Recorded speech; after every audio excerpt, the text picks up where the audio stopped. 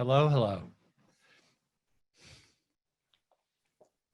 Hello, Dr. Hanson.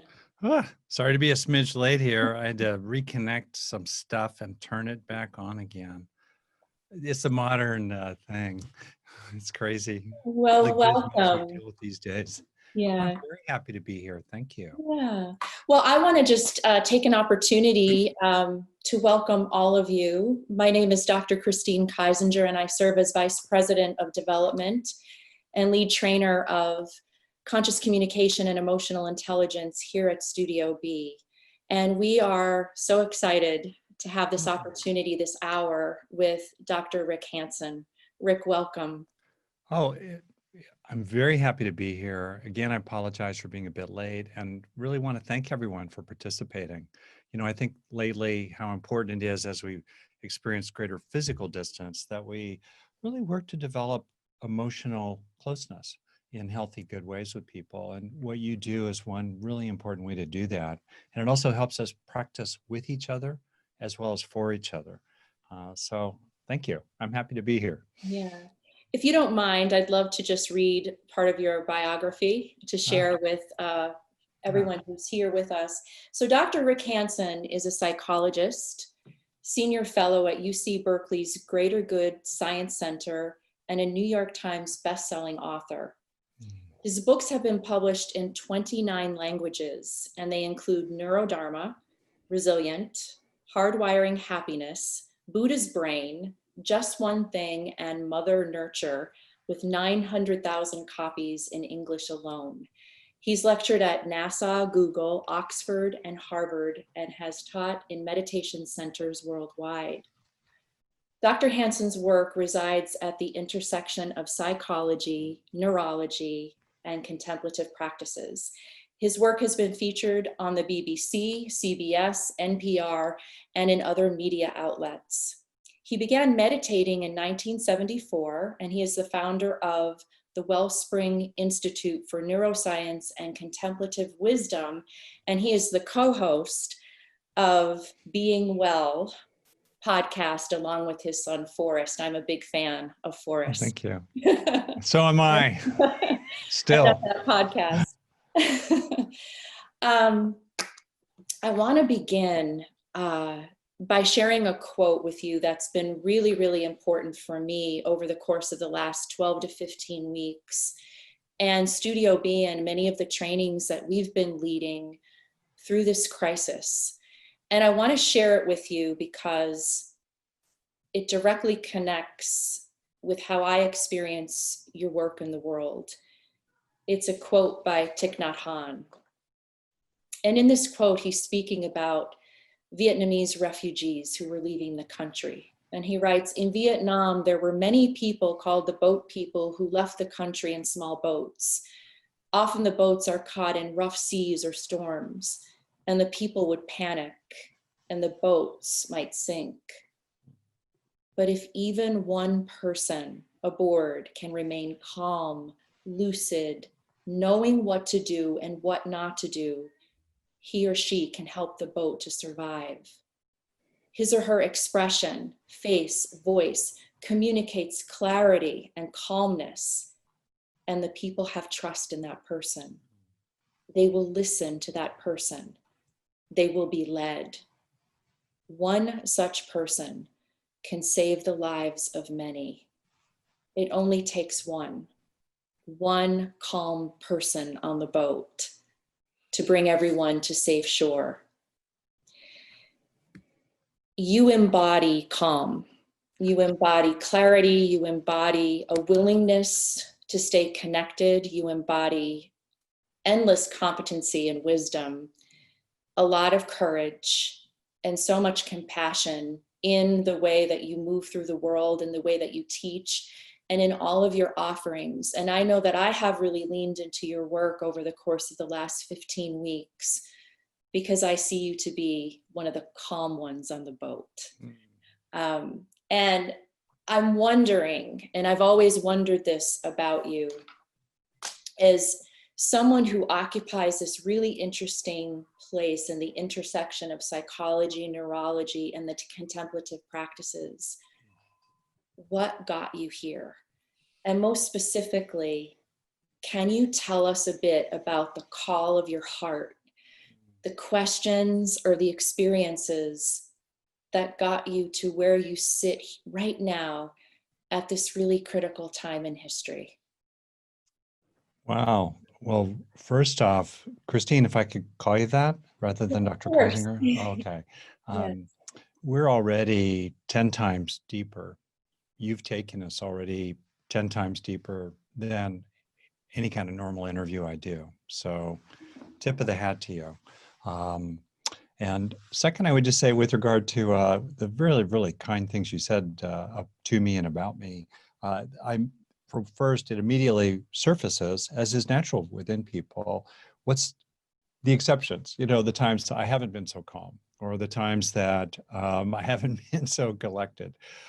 And also it speaks to what I think Thich Nhat Hanh is speaking to as well, in that we can retain an unshakable core of resilient well-being, love, and wisdom inside ourselves, even if around the edges on the boat, literally the boat, or the boat figuratively, metaphorically, of our lives, while we also feel anxious, rattled, lonely, reactivated, grappling with a background mood of depression, whatever it is that we're dealing with, including fieriness, frankly, on behalf of other people. And the question really is, what's the container, if you will, to keep pursuing the boat metaphor? The boat can hold many things, but is the boat itself solid? And can it sail the stormy seas? And if it gets knocked hard, can it right itself fairly quickly? That's the key, not so much what we're experiencing in the moment, because that's natural. As Pema Chodron puts it, you are the sky. Everything else is just the weather. So what's the kind of sky of mind, right, that we inhabit, that we dwell in? And then the question becomes, for me, and I think for you as well, as practical people, how do we develop that?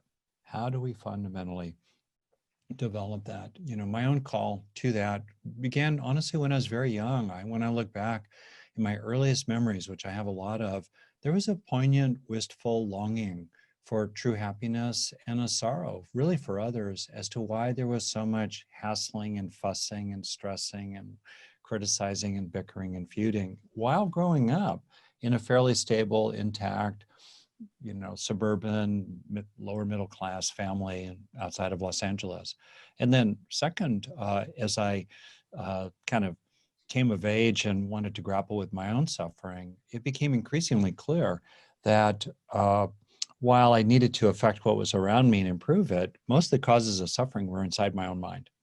And so I got really interested in inner work. The human potential movement, I caught the wave in the 1970s. That took me into meditation.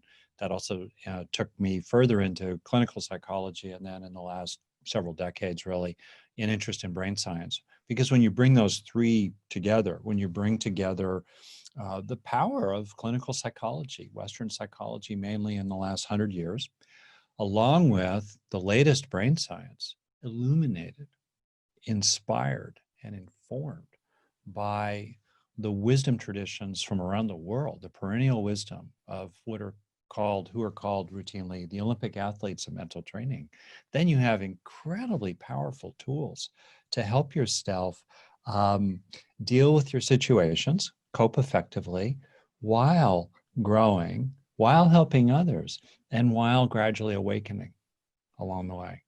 And that just seems like the coolest stuff, and I get excited every time I just start to think about it. Yeah. When I first encountered your work, what was really compelling to me was your work around negativity bias and taking in the good. Yeah. I have learned more about the brain and neurology from your work than anyone's work. You have a capacity to teach about the brain and write about the brain and our neurology in ways that are really user-friendly. I would love for you to talk a little bit about negativity bias, Sure. Taking in the good, and your acronym HEAL. Sure. Okay, great. Well, clearly already, Christine, I'm on the receiving end of one of your superpowers, which is appreciation. of one thing or another. And I bet you apply it to more than other people, you know, to the situations you're in and to the whole wide world. That might be a whole other conversation.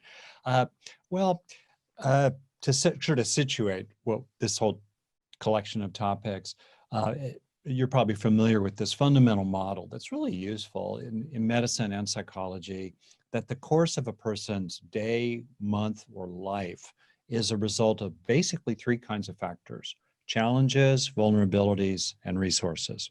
Right? So we have challenges like an epidemic, social isolation, pain in the body. We have vulnerabilities. What does that wear on? Maybe an inclination to depression, or maybe some early childhood experiences of abandonment, so that separation these days is turbocharged by those earlier vulnerabilities. And then resources, external resources, certainly like other people and friends and a good healthcare system, but primarily internal resources of grit, compassion, gratitude, self-worth, things like that. So it sounds a little complicated, but it's a good way to think about a person's situation. And in terms of helping things be better, we can reduce challenges, protect vulnerabilities, and increase resources. I tend to focus on resources because that's where we usually have the most influence, especially resources inside our own mind. Okay, resources are strengths. How do we grow the strengths we need and then use them every day? Which means really changing the brain for the better. The brain is continually being changed. That's the fancied phrase, neuroplasticity. The brain is continually being changed, mostly by external forces, media, other people, and the long shadow, let's say, of our own childhood. And that change process is biased negatively. That's the negativity bias of the brain, which makes it like Velcro for bad experiences, but Teflon for good ones. And we all have that experience, right? I'm going to go away from this interview and there will be one thing I'll think about. Oh, wow, I could have said that better, you know? And you have 10 interactions with a friend, a partner, a loved one, your boss, and 9 go well. And one is like a little dodgy. And what's the one you mostly focus on as the dodgy one? So we have that negativity bias. It's biologically built. It's grounded in 600 million years of evolution of the nervous system, the results of which are inside us today because as our ancestors lived in the Stone Age or in Jurassic Park, going farther back, they had to get carrots and avoid sticks. Carrots like food, sticks like predators. Well, if you don't get a carrot today, you'll have a chance of one tomorrow. But if you don't avoid that predator today, that stick today, no more carrots forever. So we have a brain that's designed to do 5 things. And thanks for bearing with my account here, which I find actually is really helpful for people to understand. And it kind of sounds sort of abstract, but they relate to it. Routinely, we look for bad news, over-focus on it, overreact to it, fast track it into memory. Once burned, never forget. And then, meanwhile, the stress hormone cortisol, which is released when we're irritated or frustrated or frazzled or worried or lonely, goes into the brain and it sensitizes the alarm bell of the brain, the amygdala, and cortisol weakens parts of the brain, notably the hippocampus, that calm down the alarm bell, which creates a vicious cycle in that stressful, painful experiences that today make us a little more vulnerable to that tomorrow, which makes us even more vulnerable the day after that. The takeaway from all this is not to fight negative experiences. They're real. If we resist it, it persists. What you resist persists, right? But what we can do, as you well know, is to step back from them mindfully and to be with them with spaciousness. Then you're not reinforcing them in your brain. And in fact, actually, in a technical term, you're counter-conditioning those experiences when you're mindfully, spaciously aware of them, because you're associating the anger, the sorrow, the pain in your back with an untroubled spaciousness of awareness that is not itself disturbed by what passes through it. That's a really, really, really good thing. The other thing that's so important to do, for me, it's kind of summarized in these 3 steps that we take many times a day when we function well in life. Deal with the bad, turn to the good, take in the good. In the turning to the good, we look for resources inside ourselves and outside ourselves for dealing with the bad. We look for what is also true alongside the crud. the things that are still working, the people that are helping, the flowers that are blooming, the children who are laughing, the virtue, the wholeheartedness, the courage in ourselves. We turn to that good. And then, really important, for its own sake, and as compensation for the negativity bias, we take in the good. We slow down and receive it into ourselves. And that's where I've developed, as you said, the HEAL process, which basically is the fundamental summary of social emotional learning that's self-directed, how you can help yourself develop whatever you want to grow. More, you want to develop a greater sense of self-worth? Do you want to develop more patience dealing with certain people? These days, I'm really working on being less irkable. You know how we get irked by things? We're exasperated, frustrated. You know, my wife, been married 38 plus years now, says something, I'm like, I'm trying to get faster at recovering. You know, my boat of my psyche gets knocked, and then I try to recover faster and not be so irkable in the first place. Whatever it is you're trying to develop, the way the brain changes is in 2 steps. Neurons that fire together, wire together. So we have to start with the experience of something beneficial, usually because it's there, maybe because we create it. And then we need to help that experience leave a lasting physical trace behind in the brain. Otherwise, it's a nice experience, but there's no lasting value. Washes right through our fingers, while the negative experiences do get hardwired into us. And that's, you know, we could talk more about that, but here's a quick summary. One of these three things. Stay with the experience for a breath or longer. A moment of gratitude, a moment of relief, a moment of calming, a moment of grit, inner strength. I will endure. I will get through this. A moment of spacious mindfulness. Stay with it for a breath or longer. Second, try to feel it in your body. The more we feel stuff in our body, the deeper it's going to sink in. You know, I landed in adulthood numb from the neck down. I had to wake down, not just wake up. And also focus on what feels good about it. Because the more that we're focused on what feels good about an experience, the more it will tend to become hardwired into our own nervous system.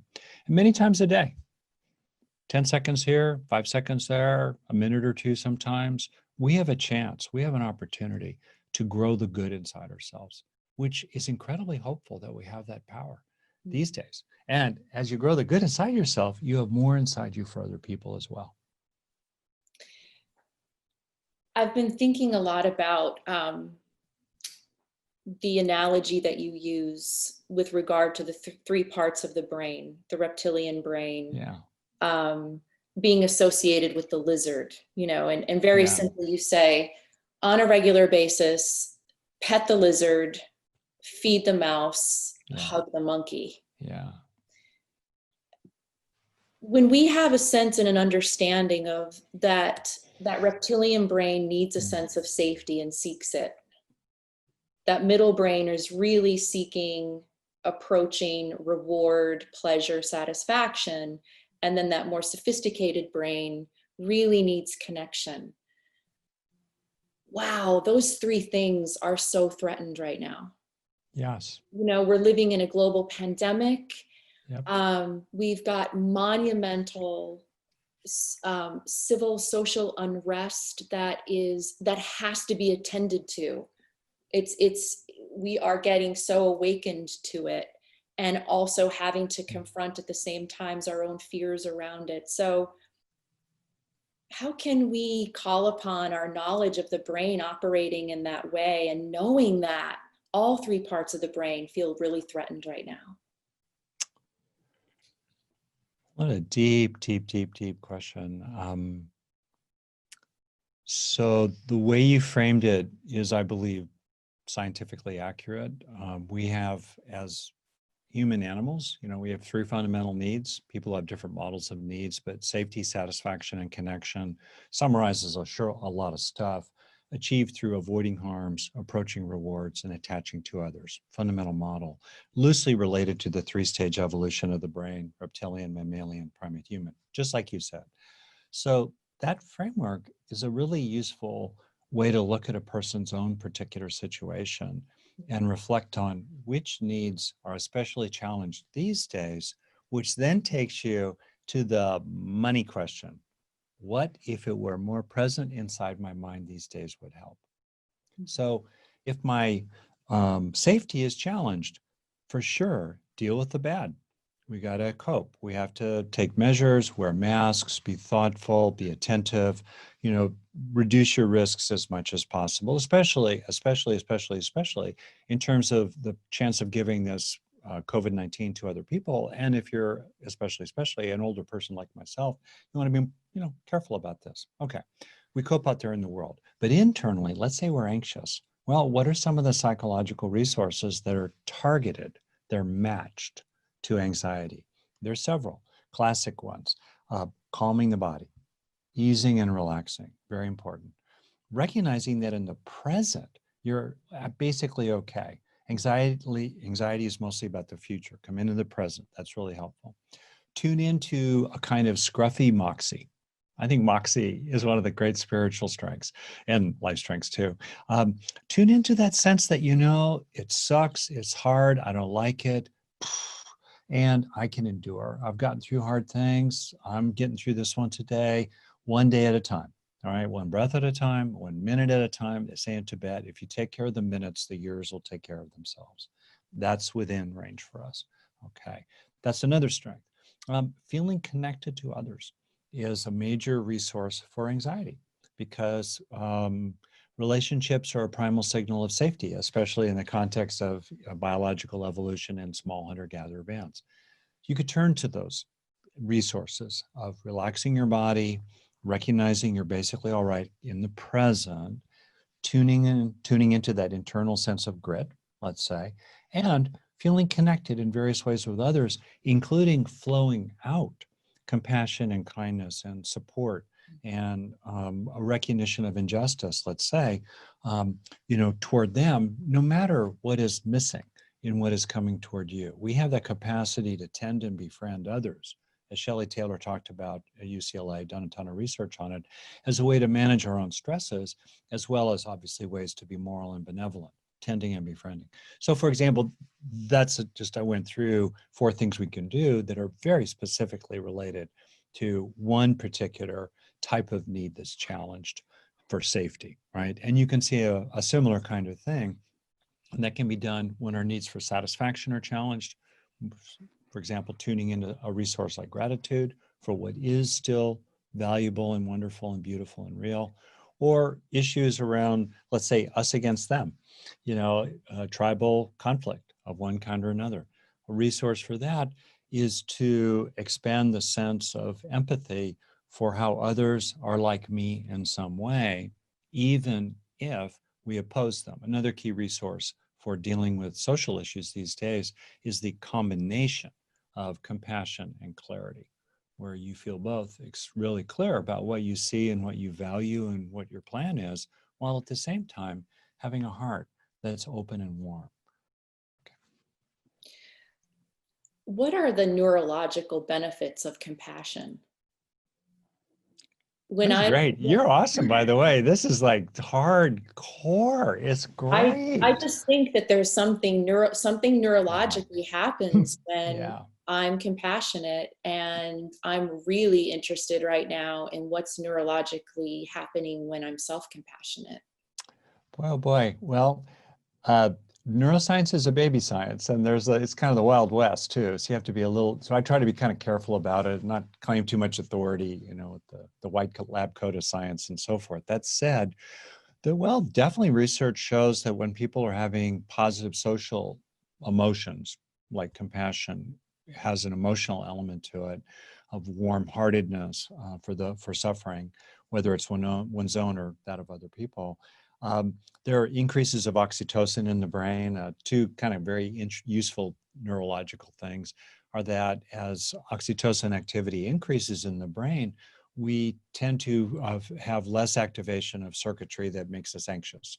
So there's a reduction of anxiety in terms of activity in the prefrontal cortex. Also, that amygdala, and there are 2 of them, as you know, one on either side, that alarm bell has receptors for oxytocin. They're like little docking stations for container vessels at the molecular level, releasing little oxytocin molecules into them. And those receptors are inhibitory. They calm down the alarm bell. So we're less prone to anxiety and reactivity and anger and all the rest of that when we feel positively connected with others, including through the cultivation of compassion. Another thing that's happening involves, and slow me down if I just get too professorial here, but I just think some of this stuff is really useful to understand what's going on under the hood. So another thing that happens when we tune into compassion is we're engaging what's called the social engagement system of the brain, which has a major which involves the vagus nerve complex. So we have polyvagal theory, Steve Porges' work, and so forth. The vagus nerve complex, to simplify, is two branches, one going up into the face, that's the recent one, involved with social engagement, the other one heading down to regulate the heart and lungs and viscera through a lot of entwining with the parasympathetic branch of the nervous system, the most ancient branch of the autonomic nervous system that's calming and soothing. Well, right here, as we engage compassion, as we feel compassionate, we're starting to work that most recent branch of the social engagement system, and activation in the most recent branch ripples down into the older branch, slowing the heart rate, calming, and grounding. So maybe I'll just leave it there, but those are some of the good ways that compassion helps us neurologically, including compassion for ourselves. Maybe one last little thing I'll just say that related to my recent book, I did a review of a lot of relevant, very recent research. And one of the most practical things I came across is the power in all kinds of ways of widening to include more of the whole. Whether it's widening to include more of the whole of your own body in the moment, or widening to include more of the whole of your mind, or widening to include more of the whole of just physical reality, or who knows, widening to include what might lie beyond ordinary reality, who knows. But that kind of process of widening, of taking more into account, does a lot of good things in the brain through multiple circuits. It tends to bring us into the present. It tends to reduce activation in circuitry that makes us take things oh so personally. My precious, my position, my righteousness. Also, when we go more into the sense of the whole, we calm down negative chatter. It pulls us out of rumination, and we take more into account. Compassion naturally draws us into a wider sense of all that's there. The wider sense of the suffering of others, the wider sense of all that's involved in our own weariness, our own burden, our own suffering. So I think that's one more way that compassion helps us through the neurological factors that are involved in this widening, this broader perspective of things, the sense of things as a whole. Yeah, I want to come back to that because I want to ask you if you'll guide us through a practice. Oh, yeah. That I am interested in, but I want to mention Neurodharma. I'm really interested in having you talk with us a little bit about, the title of the book, Neurodharma, the subtitle is New Science, Ancient Wisdom, and the 7 Practices of the Highest Happiness. What is the highest happiness? Well, right here, I think we all have a feeling in our heart of a fundamental just peacefulness, feeling untroubled, the war's over, coming to rest, lay that burden down, lovingly connected with others, right? With a sense of just awe and gratitude, just inner peace. We all have a feeling of what that is. And I think all of us really deep down have a longing for it. Now, we may go about trying to have that experience in problematic ways sometimes, right? Including, let's say, through drugs and alcohol. There's one way that people try to have that kind of experience. But deep down, we want it, right? And so when I think of the highest happiness also, I think about studying people like Thich Nhat Hanh, where you began, or studying ourselves, when we are in a very, very good place. And then reverse engineering. What's going on? Whatever might lie beyond ordinary reality, when we get into religion and all, but what's going on in ordinary reality in the body, in the brain of people who, pick your person, Mother Teresa, Nelson Mandela, the Dalai Lama, whoever your exemplars are, Michelle Obama. How do they do that? Right? And then how can we strengthen the neural basis, the neuropsychological basis for those factors, those ways of being that are in the mix clearly for them when they're, really, really admirable and even going all the way to full awakening, even enlightenment. What's going on there? And so in that context then, I myself think that clearly there are 7 qualities that you see again and again and again in people who are extremely developed. And you can also recognize certainly the beginnings of them in yourself. And these are things we can develop ourselves. So those are the 7 qualities that my book focuses on, including the hardware of it all and how we can strengthen the circuitry, in effect, in our bodies of those 7 ways of being. Steadiness of mind, mindfulness, control of attention, stability. Second, lovingness of heart, compassion, kindness, courage, including interpersonal courage. Third, equanimity, emotional balance, calm, and contentment, a sense of enoughness already, even as we dream wholesome dreams and aspire and want more, but grounded fundamentally in equanimity and contentment. Those are the first 3: steadiness, lovingness, fullness is my poetic word for the equanimity. You can feel it yourself, and then you could think, wow, what's my next step in this? What am I trying to help myself live into or establish in myself more stably? So this is a trait in me that I'm rested in and is my home base and is the new normal, the new habit of my heart, right? The next 3 of the 7 also cluster together: wholeness, nowness, and allness. Wholeness, the sense of being whole and complete as you are already, just as you are. Rested in a sense of simply being as doing occurs. 5th, nowness, like receiving nowness, coming really close to the front edge of now and resting there. Not chasing, not worrying, not trapped in the past or worrying about a future, now, while feeling connected to everything and buoyed by everything, supported by everything, with less sense of ego and more sense of being just part of all of it. That's the allness thing. And then the last is a way of speaking to you, that sense in I think just about everyone, of a fundamental, even mysterious vastness, stillness, timelessness, what the Buddha called unconditioned, not conditioned, not subject to arising and passing away, therefore deathless, beyond birth and death in some fundamental way. Whatever that might be, and whatever a person's sense of that is, timelessness. So those are the 7 qualities. And you could just kind of hear them almost as an incantation: steadiness, lovingness, fullness, wholeness, nowness, allness, timelessness. And what's marvelous is that we can develop them a little bit every day. And these qualities are incredibly useful in the craziness and in the trenches, the stresses, and the losses of everyday life. It's easy to kind of dismiss this sort of stuff, including, the things you focus on too, as la-di-da, for yuppies at yoga camp.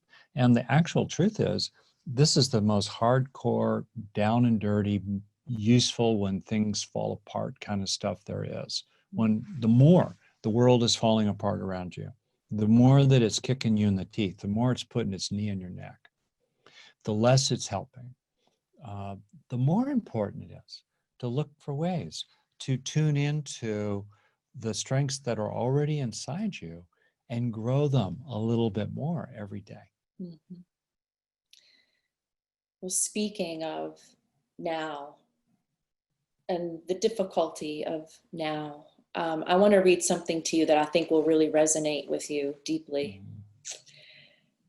The ability to remain both silent and comfortable is a privilege. It always has been. If you've considered speaking up over the past few weeks, months, or years, and you've chosen not to, I would encourage you to examine the structures that allow you to do so. There is a wonderful quote by Lila Watson. If you have come here to help me, you're wasting your time. But if you have come here because your liberation is bound up with mine, then let's work together. Our freedom is bound up with each other. Let's work together. I hope this resonates with you because your son wrote it. Oh, I recognize that. I thought, again, tip of the hat to you, bow to you, honestly. His latest blog that's titled "We Should Be Uncomfortable." I strongly recommend. I read it 3 or 4 times because it was so brave and so raw and honest and authentic. And that quote really, really spoke to me. Our liberation, it's bound up with what it is that we choose to do together at this time. So I'm just wondering, what has it been for you? I know people are leaning into your work right now and wanting you to speak about all of this, and what's it been like? Well, it's interesting. I mean, just at a human level, I wrote a book that has the word Dharma in the title. It sort of sounds spiritual. It's not inherently religious. Dharma is a word, as you know, from India for essentially the truth of things. And then we have neuro, another word for the truth of things from kind of science. And when you put those together, then you have these 2 related ways of knowing the truth of ourselves, from the outside in, neuro, and from the inside out, Dharma. And when you put them together, you have a lot of powerful capacity to help yourself and grow these various qualities inside yourself. So I was getting ready to go on a book tour. I was getting ready to explore, honestly, frankly, intermediate to advanced psychospiritual practice in a really powerful way that is a culmination of a lot of my own personal journey, as well as what I've written about over the years. And then COVID-19 came, the plague came, and here we are. And what's been interesting, actually, is how what I thought might be a fairly specialized, marginal interest in this material has become very mainstream. People are really looking for what can help, including what can we draw on from the perennial wisdom from around the world, which is largely developed to help people deal with death and loss and illness and injustice of the most serious kind. So it's been, that's kind of been a bit of a framing in which I've had to do a lot of scrambling. And with regard to, I would say both the plague, and I think that old-fashioned word, we have a lot of history with plagues as human beings, including, going back to the Old Testament of the Bible. That, as well as the long overdue reckoning and need for repentance, to draw upon some very powerful writing recently from, for me of all people, Kirsten Powers, who's a CNN commentator, serious Christian, and columnist for USA Today. I recommend her writing as well. It's really penetrating and powerful, and she uses the word repentance. Anyway, to really face that, one thing that's been for me, I've come to recognize, is that I've both bumped up against what I have not had to take into account. And Ta-Nehisi Coates, I'm mispronouncing his first name probably, has said that privilege means not having to take something into account. So it's kind of my privilege as a tall guy. I walk down a tall old guy, walk down a dark street. I don't worry about being sexually assaulted. I might worry about another kind of robbery, but I don't worry about that. I don't have to worry about that. I don't have to take it into account. I just leave it out. I have not had to take it. I don't have to take into account what might happen in my next encounter with someone in law enforcement. They've been positive for me. I don't have to worry about that. I read actually a very strange thing recently in which somebody who's an academic posted just a very informal survey he did with other fellow academics who are of color, men. And he said, by the way, how many of you have been handcuffed by the cops at this point? So we're talking mostly PhDs, some physicians probably. And he said out of 120 or so that he surveyed informally, only 6 had never been handcuffed. I've never been handcuffed. You know, I know Forrest has never been handcuffed. So there's been a reckoning in which I've had to face what I've left out, and that, and my sorrow about that, and my shame about that, and just my discomfort about that. But that's been necessary. So that's been there for me for sure, in sometimes ways that are just startling and jarring. You know, and the other thing that's been there for me is expanding. It probably sounds strange to say, but expanding the range of my sorrow. In other words, whether it's for the plague, which is easy to tune out because, you know, in America, it's becoming increasingly diffuse.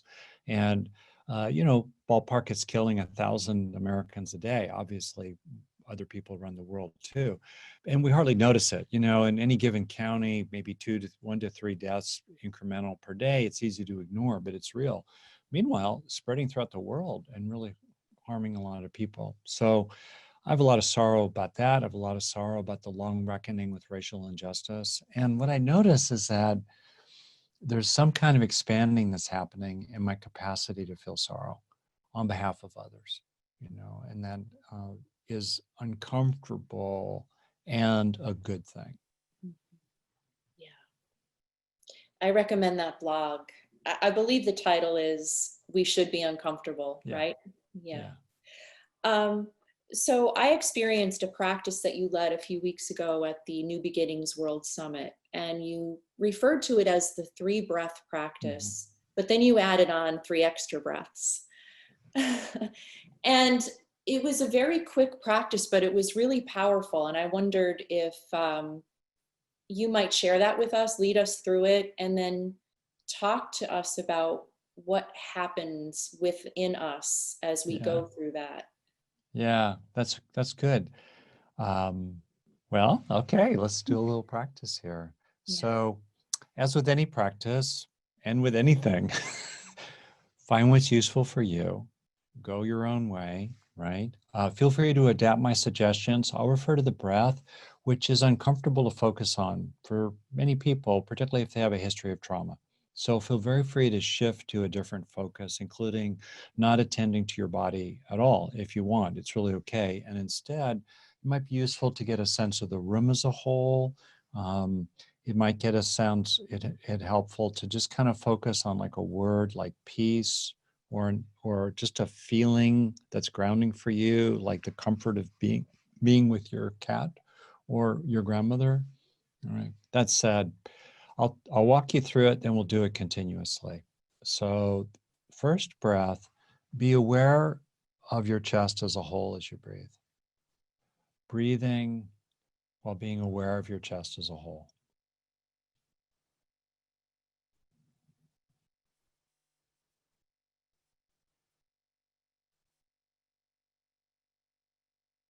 And as with any practice, you're trying to do something and then you're observing what happens. So it's successful always in one way or another. In the second breath, breathing while feeling caring.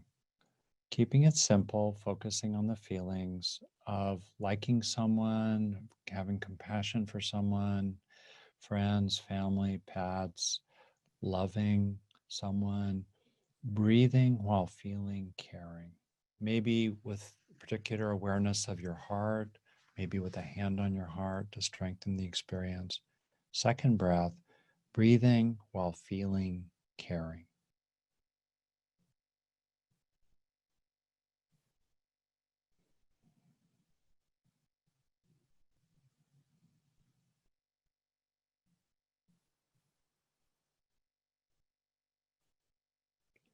And in the third breath, which could be a little challenging, breathing while feeling cared about, bringing to mind the simple sense of being with others who include you, appreciate you, like you, love you, Keeping it simple, focusing on the feelings of breathing while feeling cared about.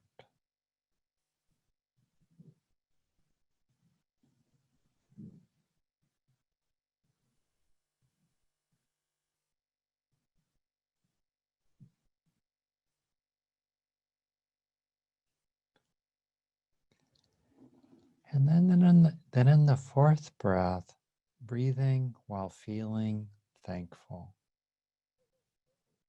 Being simple, perhaps thankful for others, thankful for a flower, thankful for the gift of life altogether. Perhaps something spiritual comes in here for you. Breathing while feeling thankful.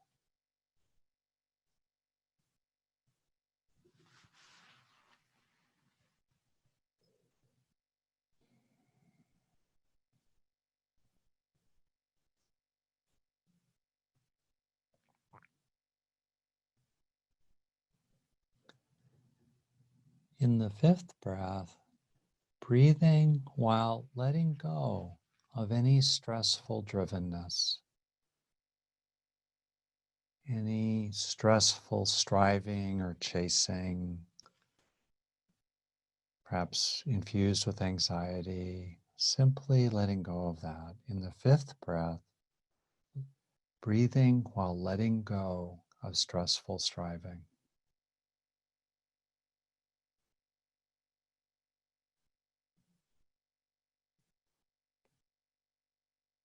Any sense of pressure falling away,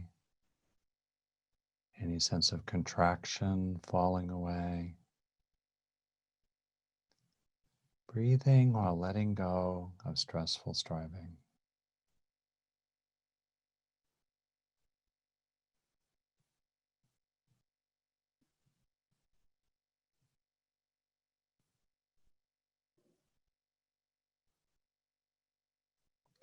And then in the sixth breath, breathing while feeling content. A sense of enoughness, knowing that it's perfectly fine to aspire for more, to dare greatly, as Brene Brown puts it, on the basis of an underlying contentment, well-being with the sense of enoughness, breathing while feeling content.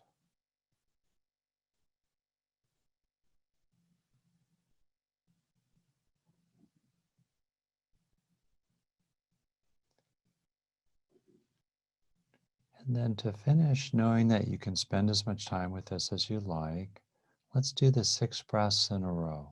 I'll do it with you. First breath, breathing while feeling your chest as a whole.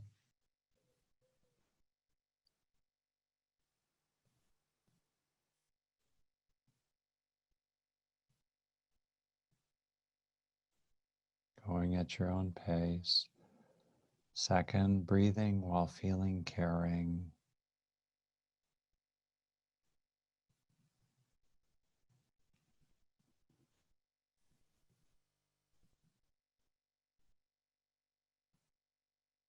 Breathing while feeling cared about.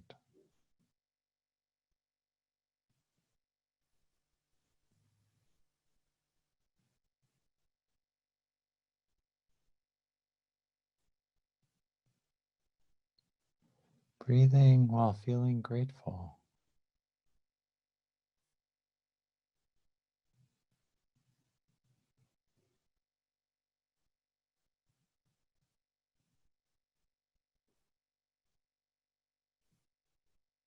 Breathing while letting go of stress.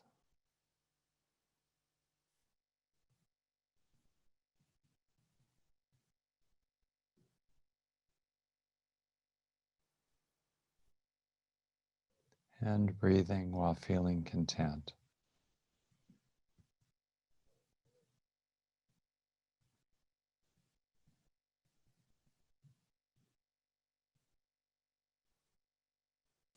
And as we finish, knowing that you can continue to experience these wholesome things even as you move into being more active.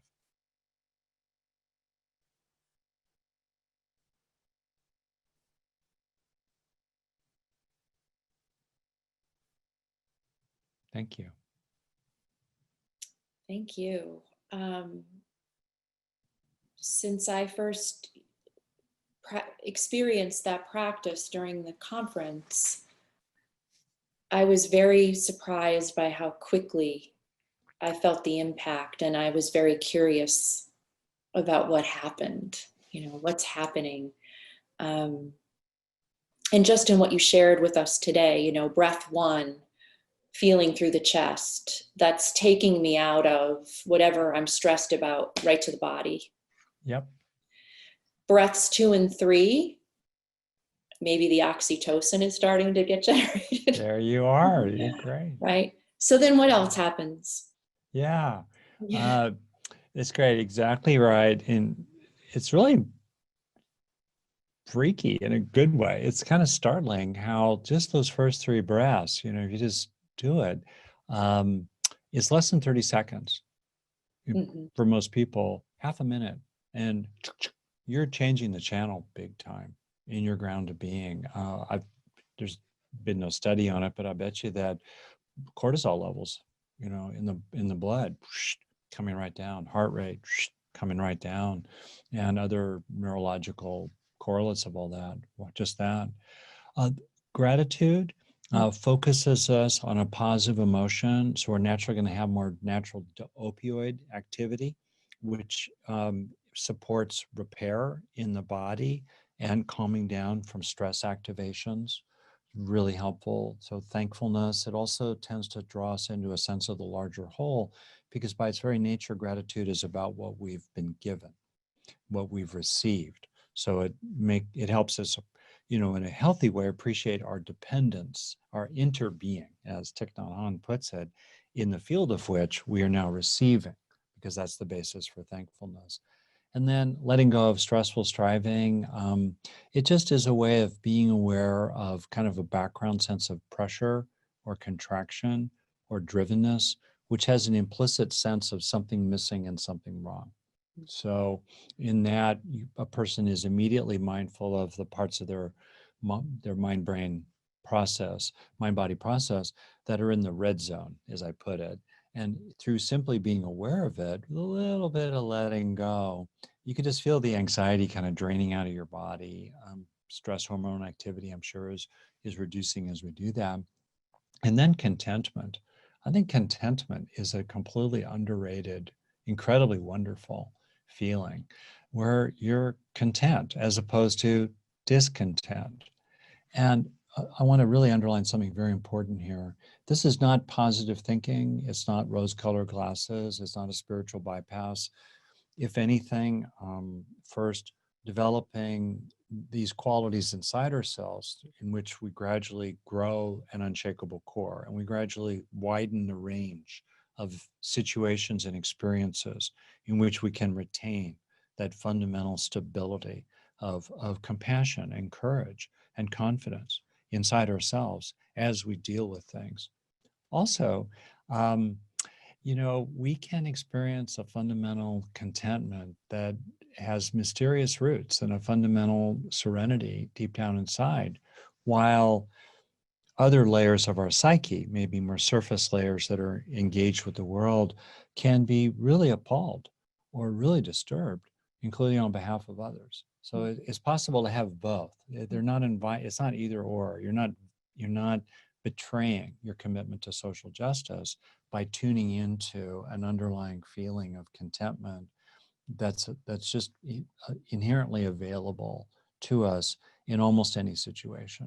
Mm-hmm. In the moment, if you're flooded with a horrible loss, terrible, shocking injustice, you've just seen a video on TV that's appalling to you, in that moment, it's not appropriate to, be content, be grateful. Like, shut up, go away. But when you kind of settle down a bit and it starts to sort out, what's also true? What's also true? Both are true. Great. There's gratitude, there's contentment, there's ease, there's love. Great. What's also true? People who are dying, people who are being beaten, people who are mistreated, people who are locked away unfairly, da da da da da da. What's also true, it's widening to include all of it that I think we're called to for our own liberation. We can't be liberated, is the quotation you referred to, if we don't recognize all that's true. And in the recognition of all that's true, we're much more able to cope with it, right? We start to see the connections and we get more effective and skillful at dealing with them. Yeah. Well, thank you for that. I wanted to share that with everyone. Having had the direct experience of it, found it really powerful, and find myself using the first 3 breaths all the time. And you're right. It only takes 30 seconds or less. Yeah. Yeah. I want to, before we depart, I want to introduce our founder and CEO, Jennifer Sarambuli, and ask her, and she might have a question or a comment. Jen. Hello, Rick. I'm full of gratitude that you're with us today. I don't have any questions. I have enjoyed this talk so much, and I was really looking forward to this afternoon, and it's just been wonderful. Oh, thank you. Thank you. And thank you for creating this really fundamentally. So that's great. Thank you very much. Thank you very much. I can't wait to dig into your book. I already have it on order, so. Oh, great.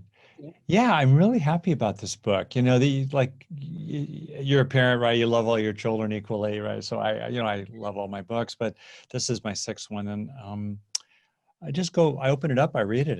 There's just really full of great stuff in it. I'm really and it's not so much that I created it, it's that I got to curate it. That's a better way of putting it. I got to curate it. I got to pull it together. This profound wisdom of the ages combined with fantastic neuroscience applied in very effective ways. So anyway, it's an offering to others. I hope you like it as well. Thank you. And that's how I feel about this amazing team that I get to curate all of us together. So thanks for being a part of it today. Oh, thank you. Someone said or wrote that your latest book, Neurodharma, is like a retreat. The reading of it is like a retreat. I would agree with that. There's just a sense of it being a place where you can go to rest and to learn. So I have one parting question for you. At the beginning of the pandemic, as it descended, there were 4 questions that came up for me. Who will you be? How will you serve? Who and how will you love?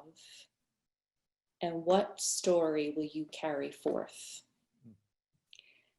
What story will you carry forth from this time? Those are profound, Christine. Good for you. Those are really profound. Including who will you love and how, right?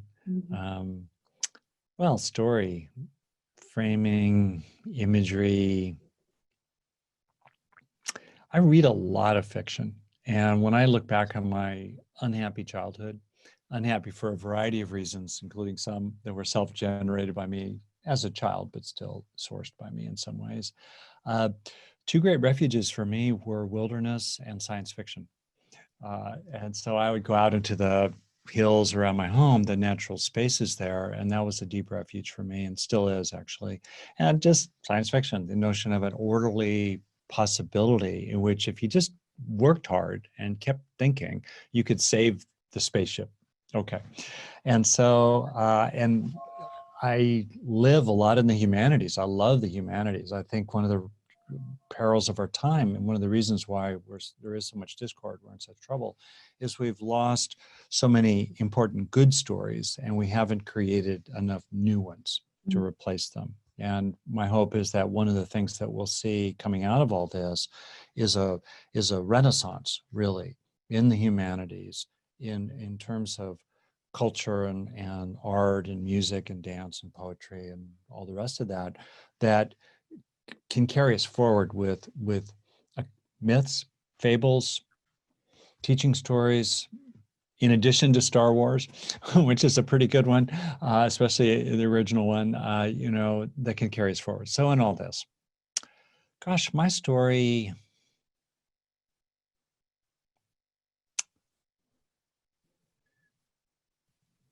it's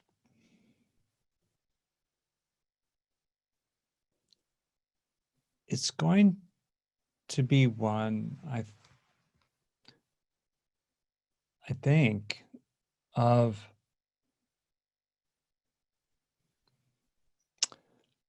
it goes back to my background doing a lot of rock climbing, a lot of wilderness activities, including in really hazardous mountaineering conditions, and a sense of,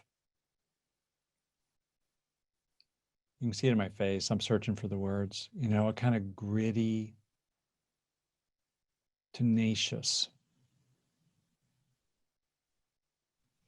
undefeatable, fierce commitment to get to the other side and do so honorably, do so with honor in a deep sense, do so with virtue, do so with a good heart, being as little of a jerk as possible along the way, bringing as many others as I can along. And that feeling, you know, I've taken a lot of people rock climbing into wilderness, and that there's that feeling in it where you're the guide, you're the support, and you're deeply committed. You're deeply committed to coping, and also having a good time along the way. I think, you know, maybe this is a place to wrap it up here in a funny kind of way. I don't know if you were able to do it musically, but it's a little bit like the theme song here.